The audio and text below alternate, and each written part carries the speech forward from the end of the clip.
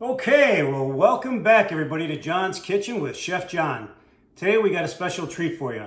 Since Easter is around the corner and Peter Cottondale is coming down the trail, we're going to make some Easter bread. I thought that would be an appropriate thing to do. So let's get started. Don't let me forget, I want to tell you right now, if you want the complete recipe of this, please email me at chefjohnathome. That's ChefJohnathome@gmail.com, and I'll send you the complete recipe so you can have all the ingredients and don't have to worry about writing anything down. But let's go over what we got here. So we're going to start, first we got one package of dry yeast. We got 1 1/4 cups of milk. We have a 1/4 teaspoon of salt. We got 1/3 cup of unsalted butter. We got 2 large eggs. Now, you might notice that these eggs look pretty yellowish orange. Well, that's because I add about 5 drops of yellow food coloring because I want that bread to have that nice robust yellow look when you cut into it. So you can add about 5 drops to those 2 large beaten eggs. And then we've got a 1/2 cup of granulated sugar. We've got 4 cups of flour. Now this is going to make around 6 small mini loaves of Easter bread. Okay, so you can slice and dice it however you want. You can make 3 larger loaves, or you can make 2 larger loaves. Just add some of the other dough that you're going to scale out later. But let's get started with the mixing. First thing we got to do is we've got to heat our butter and our milk in a saucepan. And we got to bring that to about 120 degrees, 130 degrees tops. Don't go over 130 because you'll scald it and you'll lose the effect that we're looking for in this creaminess. So again, 120 degrees, and we'll be back once I get that all heated up, and we'll show you how we're going to get this started. Okay, we're back. Now we've heated our milk and our butter to 120 degrees. So now we're going to dump it into our mixing bowl. Get that all in there. Okay, now we're going to add in all of our sugar and salt.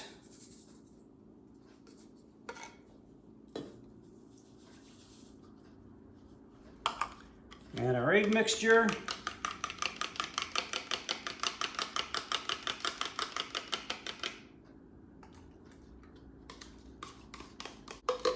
And last but not least,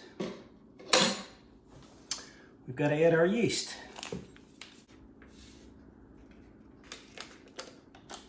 We're just going to give this a good whisk up to get that yeast started, activated. Make sure all that butter is melted.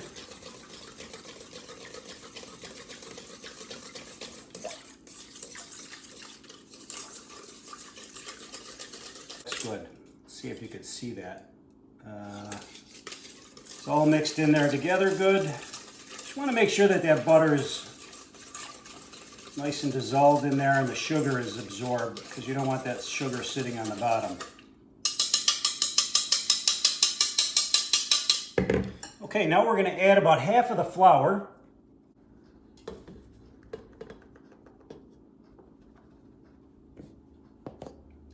Put our dough hook on. And get your dough hook up. And we're going to mix this for about 2 minutes. And then we'll add the other 1/2 of the flour in there. And then we're going to mix that for about 14 to 16 minutes, just to make sure that it's a nice and stiff dough and it's not sticky. Now you might have to get in there and scrape this a couple of times as you're adding more flour in, because you want to make sure you're getting everything cleaned out of the bowl and not leaving any ingredients in there. All right, we'll be back when this is all mixed up. See you then. Okay, so I just wanted to show you. So this is mixing the first 2 cups of flour. Now I'm slowly adding in the remaining flour. And as you're letting this stay on a low speed, you can just simply add in a spoon around just to use up the rest of the flour and incorporate it in there. And it'll certainly, rather than just dumping it in there, sometimes you dump too much and then it sprays all out at you. So I just like to take my time and add the flour slowly as it's mixing, and works really well that way. So I just wanted to show you how this is mixing up. As you can see, it's Still a little sticky, but it's in its initial stages. I'm going to turn it up a little bit. And if it doesn't clean up the sides of the bowl like this was doing, then I would just say just stop, scrape it down, and then restart again. But this is coming along good. As you can see, it's cleaning up. It's a sticky dough, but as it mixes, it will become a much more firm dough. Okay, so I want to show you. So we're about 12 minutes into mixing, and with any recipe that's not a box mix when you're baking from scratch, so many factors come into play: humidity, temperature, the milling of the flour from one batch to another. So I've added about an additional 1/4 cup of flour. I've scraped this twice, and as you can see, it's cleaned the bowl, excellent. It's incorporated, and we'll see what the final touch looks like. But this is going to be a good mix. All right, don't forget, always scrape, and if you need to add a little bit more flour, don't hesitate. You can just start like adding a spoon at a time, a teaspoon, a tablespoon at a time, and until you get finally cleaned up on the bottom, that's when you know you're at the perfect flour ingredient measure. Okay, so our dough has mixed at this point for about 14 minutes, and I just want to show you a little trick of how you can tell if your dough is truly mixed. Now you can see it's got a nice texture. That stickiness is still a little bit sticky, tacky to the touch, but it's not going to stick to your hands. So just tear off a little piece of dough, and then I want you to just slowly and gently stretch it. Now what we're looking for here is that we can get right down to a thin membrane layer, and you can see through the veins that this dough is almost translucent because it's so mixed perfectly. Does that make sense? So just take a little piece of dough, stretch it. If it's all veiny, then you got to continue to mix it a little bit more. But when it's nice and clear, that you can almost see right through it, it's like translucent, then you know you got a perfect mix. And I can tell just by the feel, this is awesome. Okay, so we're going to take a bowl with a little canola oil.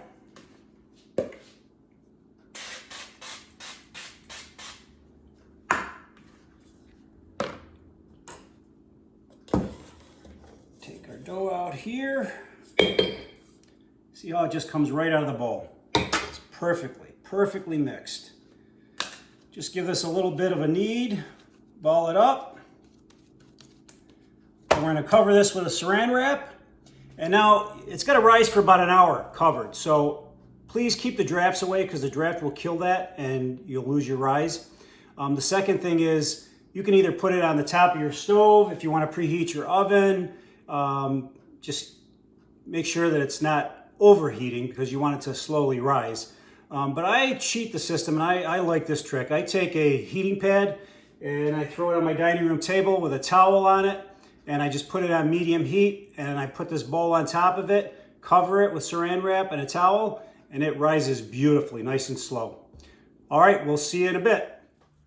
Okay, so we're back at John's kitchen, and you can see this is doubled in size. It's about maybe 5 minutes over, so about an hour and 5 minutes. So we're going to take this out, and I just want to weigh this to see what the total weight of this dough is.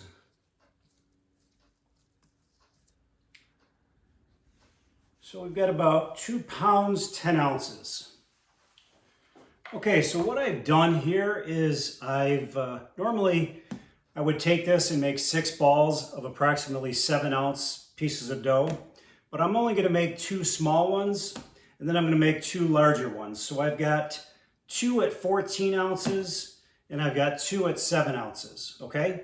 So the first thing we're going to do is we're going to just ball these up loosely, let them sit there.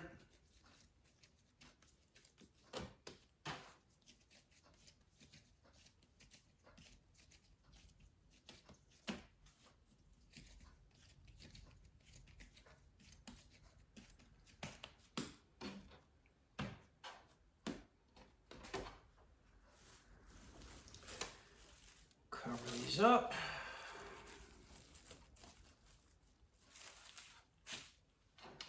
right, so we're going to cut this one in half. So we've got basically two pieces. And then we're just going to make a rope. We're going to roll this out to about 12 to 14 inches long.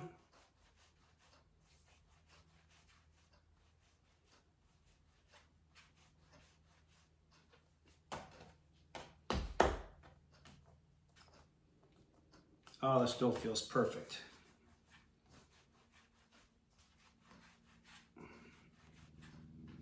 And we're just going to take these two pieces of dough and we're going to pinch the one end like so. And then we're going to take it and we're just going to roll it and braid it.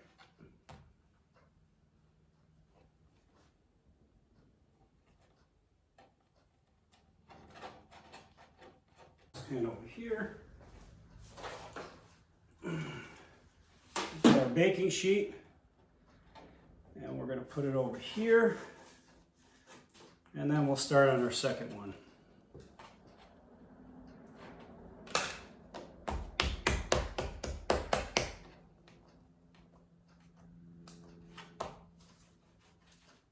So you're just rolling it out just to get any air that's left in there.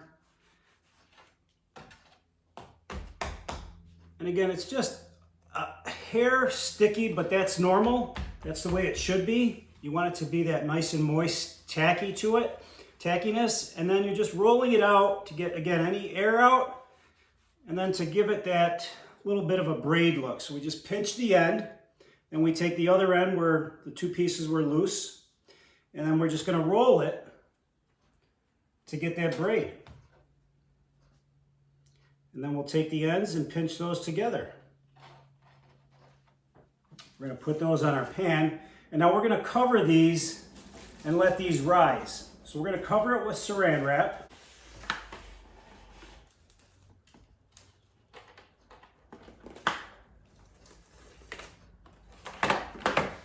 And again, my little trick is I like to use in my dining room. I put a towel down and then I put two heating pads in between the towel. And then I put the pans on top of it so it stays just warm enough so that they can continue to rise. And then they'll be ready to bake. So we'll get this going. I'm going to put those on there. I'll make the other two big ones and then we'll catch you in a bit and we'll see how these are ready to go in the oven. Okay, so now I'm making the bigger loaves. And what I've done here is I've cut them into three pieces. And this first one here, I'm just going to make a braid loaf. So again, I've just taken all the air out, flattened it. Start out with a ball, flatten it out, roll it.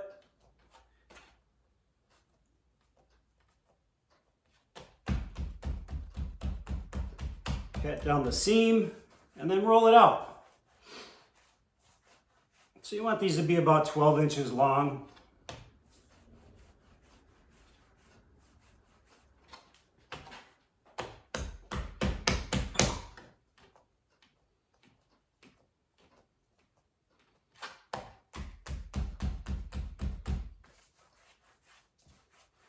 Oh, this is going to be so good. After these bake, well actually before they bake, we'll let them rise and then we'll give them an egg wash. See, I take one egg and then I add like just a half a teaspoon of milk and beat it up. And this gives it a nice sheen and color when it bakes. All right, so we're going to take our three pieces and we're going to start at the end. We're going to crisscross them and then we're just going to pinch and seal the end here. Then we're going to flip it over and then we're going to start the braiding process. But before we do that, let me get my eggs.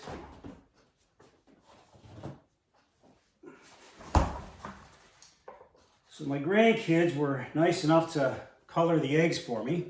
So now we'll add an egg in here.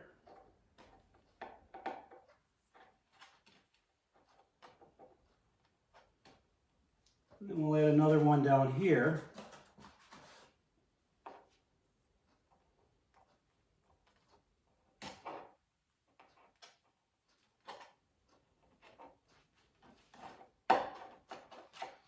So you have just a nice little braided loaf.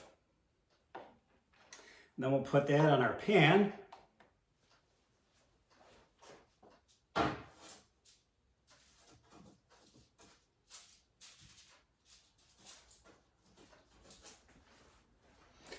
And then again, I just take this and it's 14 ounces. So I'll cut them into 3 pieces.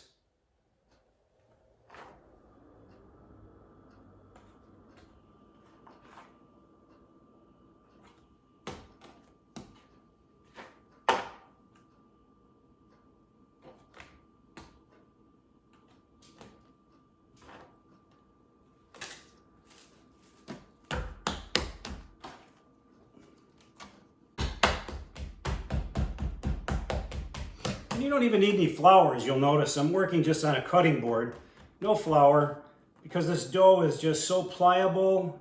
It's moist enough, but not to the point where it's really wet and sticky, so it's really good to work with.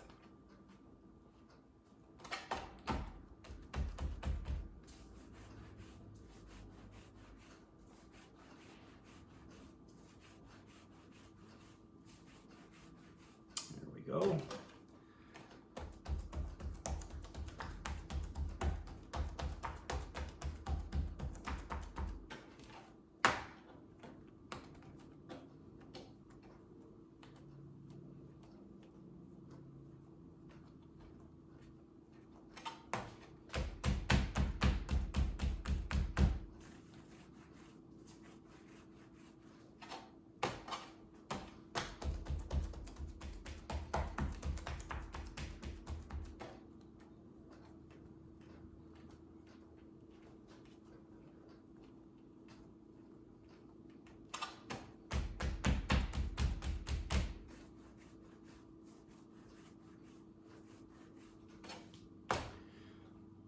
Okay, so we've got these all rolled out and ready to go. Pinch the one end down, flip it over. We'll add another egg in here.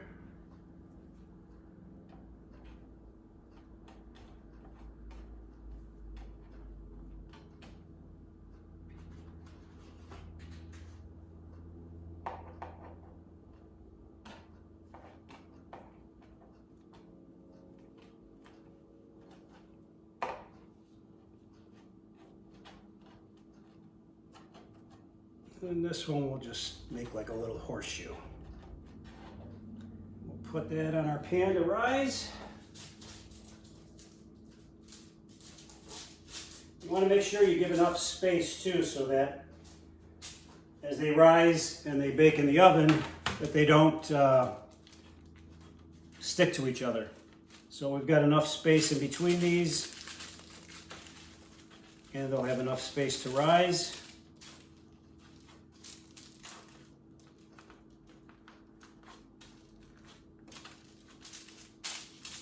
All right, we'll catch you back when these are risen and ready to go in the oven. We're gonna bake it at 350. And again, before we bake it, we're gonna egg wash it with our egg wash mixture. Then we're gonna bake it, let them come out, cool, and then we're gonna make a traditional anise glaze, which goes perfectly with the Easter tradition. All right, we'll catch you in a bit. Okay, so now let's just recap. So we've mixed our dough. We let it rise for an hour. We balled it up. Then we formed our loaves. Then we let it rise again for another hour. And now we're ready to bake. So you can see the dough is rising. The bread sizes have doubled. So now we're going to do our egg wash step. Again, we just have 1 egg with about a teaspoon of milk. And then we're just going to gently wash the tops of these with a brush. It's going to give it a nice finished color.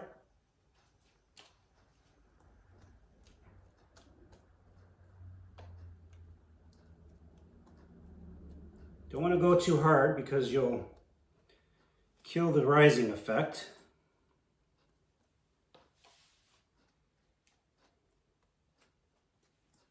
Now, if you don't want to add the eggs, you could add sesame seeds if you want. Some people like to put some raisins in the dough, and because it's really a sweet dough.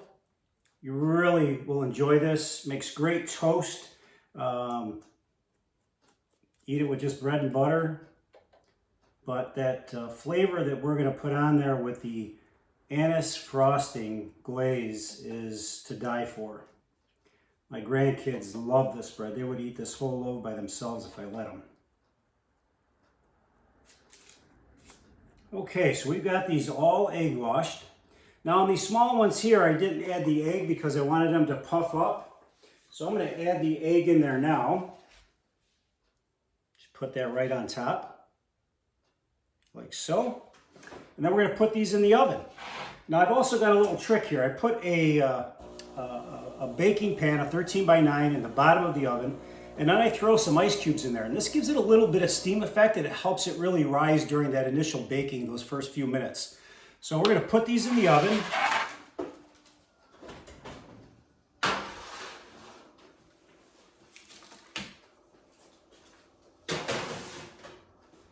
And then we're going to throw that ice in there. And it just gives it that nice little steam effect. You know, when I had my bakery, some of you might not know, I had a bakery years ago in New York, and the ovens were steam injected. So that first minute you would turn on the steam, gives it that nice sheen and crust on the outside. But this is just kind of a simulation. It gives it a little bit of steam and moisture in there. So put a baking pan on the bottom of the oven, throw some ice cubes in, and they'll just melt and evaporate. All right, we're going to be back when this is done. We're going to bake this for about, I'd say maybe 12 to 18 minutes. We're going to keep an eye on it. And if the top starts to brown too soon, we're going to add some foil on top. Just loosely put it over the top, and that'll stop the top from browning further and allow the bottom to bake through. All right, we'll be right back.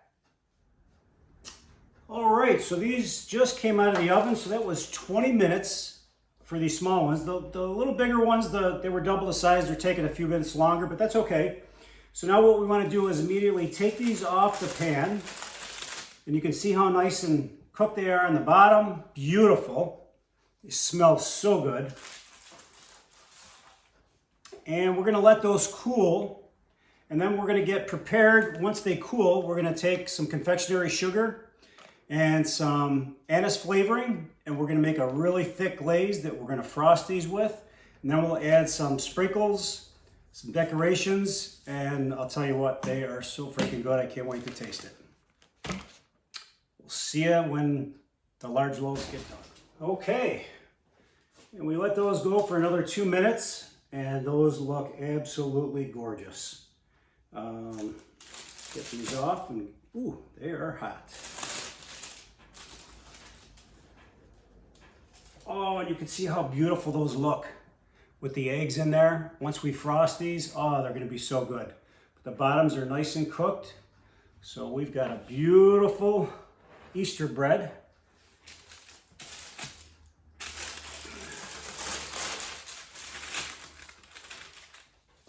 Okay. Now, while I was waiting, while those were baking, I was doing some Christmas wrapping. So if you want to have to serve these to other guests or bring them to family events, just take some corrugated cardboard, get some tin foil, and wrap them like you're wrapping a Christmas gift. And I got those for the small and these for the other 2 large ones. So we're all set to go. All right, so again, to wrap this up, these took about 20 minutes for the small ones, and they took about 22 minutes for the larger ones. And we're going to let those cool, and then we'll be back to make the glaze. Oh, I did want to say one thing. Again, if you want this recipe, make sure that you send me an email. Send it to chefjohnathome@gmail.com. That's CHEFJOHNATHOME@gmail.com. And I'll send you this recipe. And one more special thanks. This goes out to my sister Marilyn, because this year I'm actually trying her recipe that she gave me, and it looks tremendous. So I can't wait to taste it. So thank you, Marilyn.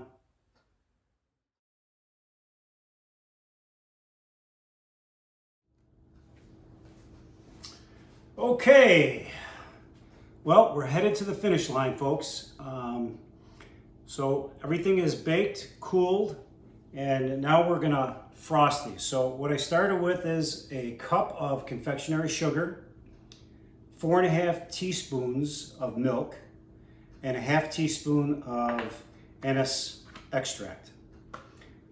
And this is about the consistency you want it. It's gotta be nice and thick, almost like a taffy, because we're gonna glaze these, frost them, and then we're gonna decorate them with some sprinkles. So just take it, pick it up, stick your fingers in there, and have some fun. Just glaze all around.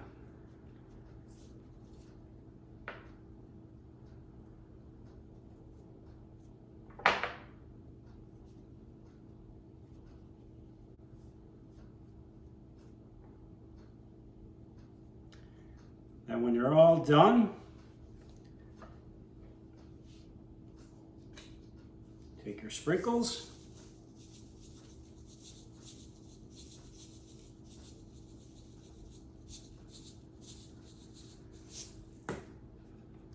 and there you have it. Beautiful Easter bread. Okay, well, let's get the rest of these glazed and we'll be right back. Okay, well, we've hit the finish line, folks. I hope you enjoyed this video. Again, it's a delicious recipe for Easter bread. As you can see, they're all glazed, all got finished sprinkles on there, whatever you'd like to put on there. You could just do plain frosting. But I've got these now on their presentation boards. We'll cover them with some saran wrap, and we're gonna enjoy this. So if you like this video, give it a like, share it, and if you want the recipe, send me an email directly to chefjohn@home@gmail.com. That's CHEFJOHNATHOME@gmail.com. And as they say in Italy, Buona Pasqua.